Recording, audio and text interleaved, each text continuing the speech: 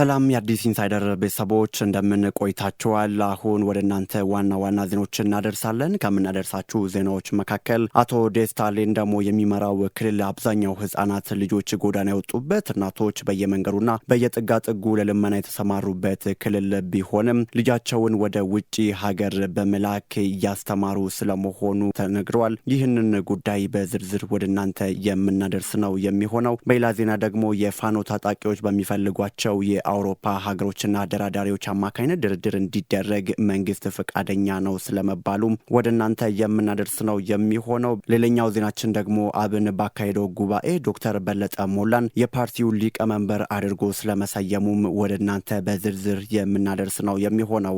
የኢትዮጵያ ቴሌቪዥን ከመንግስት ጫና የተደረገብኝ ነው፣ ስራዬን በአግባቡ መስራት አልቻልኩም ሲልም እንደዚሁ ወቅሰዋል።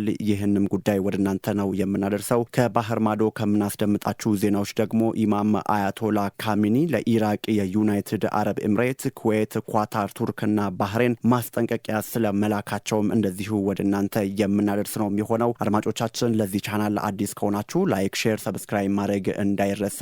አሁን በዝርዝር ወደምንመለከተው ዜናችን እናልፋለን።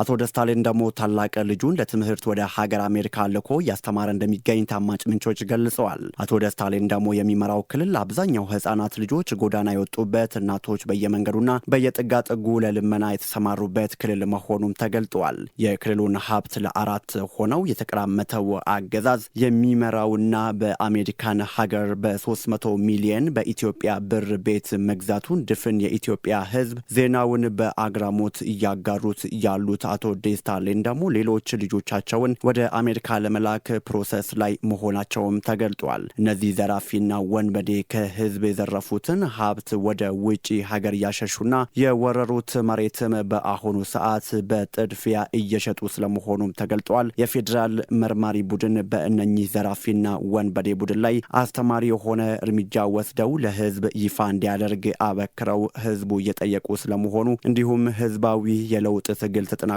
ይቀጥላል የሚባሉን ሲዳማ አፊርስ ኤስኤ የተባለ ቡድን አስታውቋል።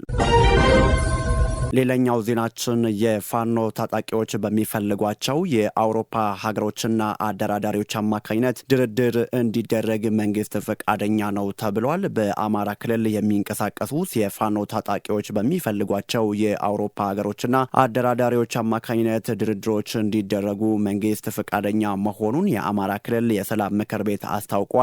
የምክር ቤቱ ሰብሳቢ የሆኑት አቶ ያየሂራድ በለጠ ምክር ቤቱ 2 ዓመቱን ሊደፍን የተቃረበውን የአማራ ክልል ጦርነት በሰላማዊ መንገድ ለመፍታት ሁሉም አካላት ወደ ድርድርና ውይይት እንዲመጡ ጥሪ በማድረግ ላይ መሆኑንም ገልጸዋል። በዚህ በሁለቱም አካላት በኩል ለውይይትና ለድርድር ፈቃደኝነት መታየቱን ገልጸው የፌዴራል መንግስት በየጊዜው ለሰላምና ለድርድር ምቹ ሁኔታ እንዲፈጥር ዝግጁነቱን በተደጋጋሚ ገልጧል። በፋኖ ወገኖቻችን በኩልም በምናደርገው ግንኙነት ድርድርና ውይይት እንደማይጠሉ ነግረውናለን ብለዋል።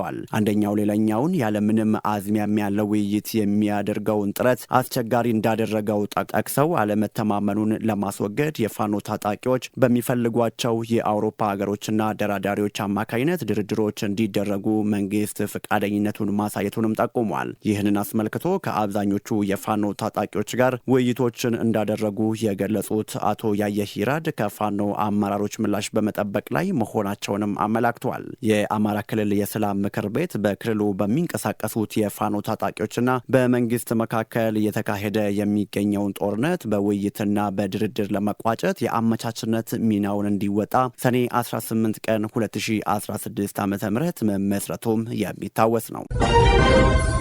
ሌላኛው ዜናችን አብን ባካሄደው ጉባኤ ዶክተር በለጠ ሞላን የፓርቲው ሊቀመንበር አድርጎ ስለመሰየሙ ነው።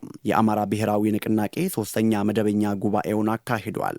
በጉባኤው ዶክተር በለጠ ሞላን የፓርቲው ሊቀመንበር፣ አቶ መላኩ ጸጋይን ምክትል ሊቀመንበር አድርጎም ሰይሟቸዋል። አብን መጋቢት 28 ቀን 2017 ዓ.ም በአዲስ አበባ ከተማ 3ኛ ድርጅታዊ ጉባኤውን ልዩ ውሳኔዎችንም አሳልፈዋል። ጉባኤው በንግግር የከፈቱት የአብን መድን ሊቀመንበር ዶክተር በለጠ ሞላ ድርጅቱ ከምስረታው ጀምሮ ያጋጠሙትን ተግዳሮቶች፣ የተደረጉ ትግሎችና የተገኙ ድሎችን አውስተዋል። ሊቀመንበሩ በመክፈቻ ንግግራቸው ድርጅታቸው የአማራን ሕዝብ መዋቅራዊ ጥያቄዎችን አንግቦ የፈጠረው ንቅናቄ እንደ ታላቅ ስኬት ሲያነሱ ከውጭና ከውስጥ የገጠሟቸውን ፈተናዎችንም ዘርዝረዋል። በንግግራቸው ከጠቀሷቸው ችግሮች ዋነኛው የሰኔ 15 2011 ዓ.ም ክስተትን ሲሆን የአማራ ሕዝብ የትግል አንድነት ላይ ጥቁር ነጥብ የጣለ ነው ብለውታል። ከውስጥ በኩልም አመራሩና አባሉ በመደማመጥና መከባበር ላይ የተመሰረተ ግንኙነት ባለማዳበሩ ድርጅቱ በከፍተኛ ሁኔታ ተፈትነዋልም ብለዋል። ለጉባኤተኛው ለመላው የአማራ ልሂቃን ካለፉት ችግሮች በመማር በሐሳብ ልዩነቶች ማመን፣ በልዩነቶች ዙሪያ በሰለጠነ መንገድ መወያየትና መከራከር፣ ከሁሉም በላይ እርስ በርስ መከባበርና መደማመጥ ይኖርብናል የሚል መልእክት አጽንኦት ሰጥተውም አስተላልፈዋል። ሌላው የሊቀመንበሩ ንግግር ላይ ከጠቀሱት አበይት ጉዳዮች የህወሓት ወረራን ለመመከት ድርጅታቸው ያደረገው ተጋድሎ ታሪካዊነትን ነው። ዶክተር በለጠ ህወሓት በአማራ ህዝብ ላይ ያለው ጥላቻ ከገደብ ያለፈ መሆኑን በህዝብ ትግል ከስልጣን ከተወገደ በኋላ በፈጸመው ወረራ ወቅት የተፈጸሙ ችግሮችን በማስታወስ ወረራውን ለመቀልበስ ከሰፊው የኢትዮጵያ ህዝብ ጋር የተደረገውን የተባበረ ትግል ሊለመድ የሚገባ ነው ሲሉ አሞካሽተውታል። ቀጥሎም ከህወሓት ጋር ሲደረግ የነበረው ጦርነት ፕሪቶሪያ ላይ በተኩስ አቁም ስምምነት ከቆመ በኋላ በአማራ ክልል ያጋጠመውን የጸጥታ ችግር አንስተው በግጭቱ የክልሉ ህዝብ እየደረሰበት ያለውን መከራ ለማስቆም መንግስት ይሁን የታጠቁ ወንድሞቻችን ለግጭቱ ፖለቲካዊ መፍትሄ ለመስጠት በጠረጴዛ ዙሪያ ተቀምጠው መነጋገር ይገባቸዋል ሲሉም የሰላም ጥሪያቸውን አቅርበዋል። ከሊቀመንበሩ የመክፈቻ ንግግር በኋላ ጉባኤው የድርጅቱን ሪፖርት አዳምጦ ያጸደቀ ሲሆን በመቀጠልም ለቀጣይ ጊዜያት የድርጅቱን የቁጥጥር ኮሚሽን እንዲመሩ ዶክተር አያሌው ታለምን በሰብሳቢነት መሰየም፣ የምክትል ሰብሳቢና የአባላትን ሹመት ሰጥቶ የድርጅቱን 40 ቋሚና 5 ተለዋጭ የማዕከላዊ ኮሚቴ አባላትንም አጽድቋል። ከሰዓታት በመቀጠል ጉባኤው ልዩ ልዩ አጀንዳዎች ላይ በከፍተኛ ትኩረት ውይይትም ተካሂዷል። አዲስ የተመረጠው ምክር ቤት በበኩሉ ዶክተር በለጠ ሞላን ሊቀመንበር፣ አቶ መላኩ ጸጋይን ምክትል አድርጎ የሰየመም ሲሆን አጠቃላይ 9 አባላት ያሉት የአስፈጻሚ ኮሚቴም አጽድቋል። በዚሁ መሰረት ዶክተር በለጠ ሞላ ጌታውን ሊቀመንበር፣ አቶ መልካሙ ጸጋይ ምክትል ሊቀመንበር፣ ረዳት ፕሮፌሰር ዳምጣው ተሰማ ፖለቲካ ጉዳይ፣ አቶ ዮሴፍ ኢብራሂም ህግ ጉዳይ፣ አቶ ጋሻው መርሻ ህዝብ ግንኙነት፣ አቶ ሐሳቡ ተስፋ አደረጃጅነት፣ አቶ ጥበቡ ሰይፉ ጽህፈት ቤት፣ አቶ ማሩ ጃኔ ስትራቴጂክና ስልጠና፣ አቶ አንዱ ዓለም አላምረው ውጪ ግንኙነት አድርጎ የሰየመው ሲሆን ጉባኤው በተሳካ ሁኔታ ምሽት 1 ሰዓት ላይ ተጠናቀዋል። ሌላኛው ዜናችን ከመንግስት ጫና እየደረሰብኝ ነው ሲል ኢቢሲ አስታውቋል። የኢትዮጵያ ቴሌቪዥን በመንግስት አስፈጻሚዎች ጫና እንደሚደረግበት በፓርላማ ተነገረ።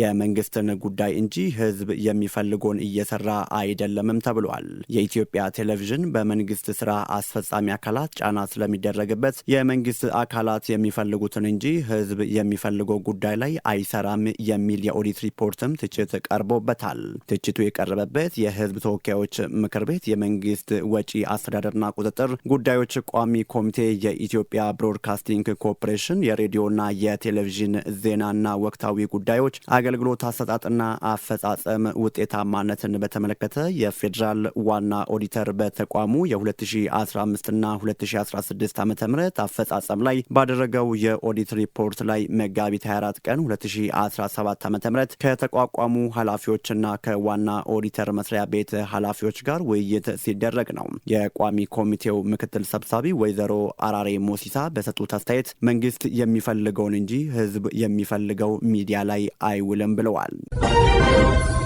ሌላኛው ደግሞ ከባህር ማዶ የምናነሳው ጉዳይ ነው። አያቶላ አሊ ካሚኒ ለኢራን፣ ዩናይትድ አረብ ኤምሬትስ፣ ኩዌት፣ ኳታር፣ ቱርክና ባህሬን ማስጠንቀቂያ ልኳል። በአሜሪካና ኢራን መካከል የሚደረገው ጦርነት እየተካረረ ባለበትና ዛሬም ኢራን ከአሜሪካ ጋር መነጋገር እንደማትፈልግ በገለጸችበት ዕለት ኢማሙ ለጎረቤት አረብ ሀገራት ቀጭን ማስጠንቀቂያም ልኳል። ኢራን ለነዚህ ሀገራት በላከቻቸው ማሳሰቢያ አሜሪካ በኢራን ላይ የምትፈጽመውን ጥቃት ብትደግፉ ወይንም ከእናንተ ግዛት ተነስታ ኢራንን ብትደበድብ ወይንም የአየር ክልላችሁን ተጠቅመው ጠላቶቻችንን ቢያጠቁ እናንተንም እንደ ጦርነቱ ተሳታፊ እንቆጥራቸዋለን፣ የምትከፍሉትም ዋጋ ከባድ ነው በማለትም ነው ያስጠነቀቁት። የኢራኑ ውጪ ጉዳይ ሚኒስትር አባስ አርጋቺ ዛሬ በሰጡት መግለጫ ከአሜሪካ ጋር መደራደርም መነጋገርም ትርጉም አልባ ነው ያሉም ሲሆን የኢራን ጦር ዋና አዛዥ ጀነራል ሁሳይን ሰላሚ በበኩላቸው ኢራን ለጦርነት ዝግጁ ናት ብለዋል። እንግዲህ የሚጠበቀው የአሜሪካ ውሳኔ ነው። ትራምፕ እንደዛተው ጦርነቱን ይጀምረዋል ወይስ ወደ ኋላ ያፈገፍጋል የሚለው ተጠባቂ ነው። ውድ አዲስ ኢንሳይደር ቤተሰቦች ለሰዓቱ መደመጥ አለበት ያልናቸውን ዜናዎቻችንን ወደ እናንተ አቀረብን። በሌሎች ዜናዎች እስከምንገናኝ ድረስ መልካም ጊዜ፣ መልካም ቆይታ የተመኘው። ለዚህ ቻናል አዲስ ከሆናችሁ ላይክ፣ ሼር፣ ሰብስክራይብ እንዳይረሳ።